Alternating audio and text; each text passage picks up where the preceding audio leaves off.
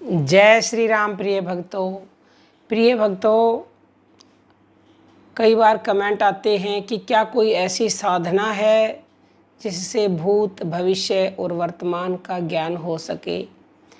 कई प्रकार की ऐसी साधनाएं होती हैं जिससे भूत, भविष्य, वर्तमान का ज्ञान निश्चित ही हो जाता है, क्योंकि पहले भी ऐसा होता है। श्री वाल्मीकि जिन्हें भविष्य का ज्ञान था, पहले ही उन्होंने रामायण लिख दी थी।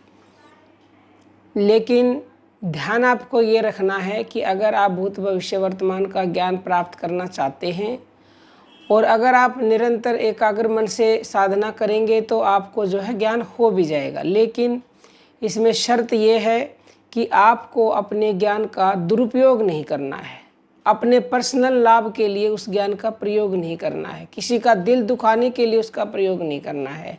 अगर आप ऐसा करेंगे तो आपको उसका परिणाम भी भुगतना पड़ेगा, क्योंकि पहले भी अगर किसी राक्षस ने या किसी भी व्यक्ति ने भगवान की तपस्या की, भक्ति की और भगवान ने प्रसन्न होकर उसको वरदान दिया और अगर उसने उसका दुरुपयोग किया तो फिर उसको उसकी सज़ा भी मिली है।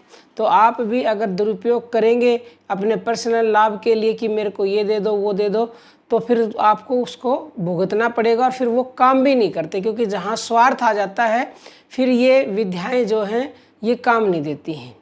वैसे तो अगर आप प्रतिदिन नाम जप कर रहे हैं, भक्ति कर रहे हैं, तो एक समय ऐसा आता है कि आपको भूत, भविष्य, वर्तमान का ज्ञान हो जाता है, लेकिन उसमें बहुत अधिक समय लगता है। आज हम आपको 41 दिन की एक ऐसी साधना बताएंगे, अगर आपने कर ली तो निश्चित ही आपको भूत, भविष्य, वर्तमान का ज्ञान होने लगेगा। देखिए, सब जानते हैं, हम अपने हर वीडियो में महत्व देते हैं और हम ही क्या, हमारे शास्त्र ये कहते हैं कि जो मंत्र परमात्मा ने हमें स्वयं दिया है उस मंत्र से शक्तिशाली कुछ भी नहीं है, क्योंकि बाकी के मंत्र सब बाद में बने हैं। लेकिन ये जो हमारे प्राण हैं, जब बच्चा पैदा होता है तो पैदा होते ही परमात्मा प्राण रूपी मंत्र हर जीव को देता है और प्राणों का अगर आप ध्यान करते हो तो उस प्राणपति तक पहुंच जाते हो जो हमारे प्राणों को चला रहा है। तो आपको क्या करना है, आप इसको 2 टाइम करेंगे साधना को, प्रातःकाल ब्रह्म मुहूर्त में करेंगे और रात को सोने से पहले करेंगे। वैसे अगर किसी के पास प्रातःकाल और रात को सोने के समय टाइम नहीं है तो वो दिन में भी कर सकता है, लेकिन सुबह और रात को करेंगे तो उसका थोड़ा ज़्यादा लाभ मिलेगा। तो अगर आप बैठ सकते हैं तो बिल्कुल स्ट्रेट बैठकर करना है, कमर की जो रीढ़ की हड्डी है वो बिल्कुल सीधी होनी चाहिए। और अगर कोई बैठ नहीं सकता तो वो लेटकर बिस्तर पर बिना तकिए के इस साधना को कर सकता है। करने से पहले सबसे पहले संकल्प लें अपनी, या तो आती जाती श्वासों को ऐसे करते हुए और मन ही मन संकल्प बोलना है, या अपने श्वास को खींचे और रोक करके फिर जब श्वास रुकी हुई हो तब संकल्प लेना। संकल्प में क्या बोलना है कि हे प्रभु, मैं दूसरों की भलाई के लिए भूत, भविष्य, वर्तमान का ज्ञान प्राप्त करना चाहता हूँ और मैं कभी भी अपनी इस साधना के द्वारा जो प्राप्त होगी मेरे को विद्या, इसका दुरुपयोग नहीं करूँगा, यानी कि अपने पर्सनल लाभ के लिए इसका प्रयोग नहीं करूँगा। और मैं 2 समय प्रातःकाल और रात के समय में आपकी सोहंग मंत्र का यानी कि प्राण जप करूँगा। आप मुझ पर अति शीघ्र कृपा करें और मुझे भूत, भविष्य, वर्तमान का ज्ञान प्राप्त करें। ऐसा संकल्प ले करके और आपको प्राण जप करना है 40 मिनट प्रातःकाल और 40 मिनट रात को सोते समय। संकल्प सुबह भी लेना है और रात को भी लेना है, दोनों समय। और कोशिश करनी है कि मन संसार में कम जाए तो तुरंत वहाँ से वापस लेके आए अपनी श्वासों के ऊपर। जो नए साधक हैं उनको बता देते हैं कि किस तरह से प्राण जप करना है।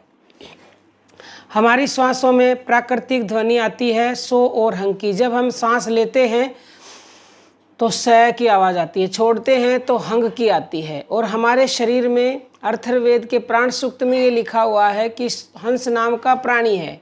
और आप सबने भी सुना होगा, जब व्यक्ति की मृत्यु होती है तो ये कहा जाता है कि हंस उड़ गया, 2 हंसों का जोड़ा बिछुड़ गया, यानी आत्मा और परमात्मा का जोड़ा है वो बिछुड़ गया, अलग हो गए, वो हंस उड़ गया, मर गया आदमी। तो ऐसे ही जो हंस है उसका उल्टा होता है सोहंग। सोहंग सो लेने में और हंग छोड़ने में। तो सो का मतलब होता है वो परमात्मा और हंग का मतलब होता है जीवात्मा। और इसका मतलब सो का मतलब शक्ति भी होता है और हंग का मतलब शिव भी होता है। शिव और शक्ति से ये पूरी सृष्टि बनी है। अगर आप ऐसे ऊपर श्वास में सो और नीचे में हंग बोलते हो तो इससे सभी भगवान खुश होते हैं। और ये सर्वश्रेष्ठ मंत्र है। इसी मंत्र से आप उस नाम तक पहुँचेंगे जिस नाम के लिए हम कहते हैं। इसी मंत्र से आपको भूत भविष्य वर्तमान का ज्ञान होगा, क्योंकि प्राण जप करते करते भगवान आपको वो ज्ञान दे देंगे या आपको आज्ञा चक्र खोल देंगे। क्योंकि आज्ञा चक्र भी खुल जाता है किसी का, तब भी भूत भविष्य वर्तमान का ज्ञान हो जाता है। दोनों ही काम इस साधना से होंगे। आपका आज्ञा चक्र भी खुल सकता है या भगवान आपकी भक्ति से प्रसन्न होकर आपको बिना आज्ञा चक्र खुले भी भूत भविष्य वर्तमान का ज्ञान प्रदान कर सकते हैं। क्योंकि आप संकल्प लेके 41 दिन की साधना कर रहे हैं। फिर आपको अपनी सीधा बैठ करके या लेट करके संकल्प लेने के बाद और आंखें बंद करके और अपने सोहंग मंत्र का ध्यान जप करना है। बिल्कुल पूरा ध्यान अपनी श्वासों के ऊपर जो श्वास जा रही है मन ही मन बोलना है। सो और छोड़ते में हंग। हम बोल के बता रहे, बोलना नहीं। देखो ऐसे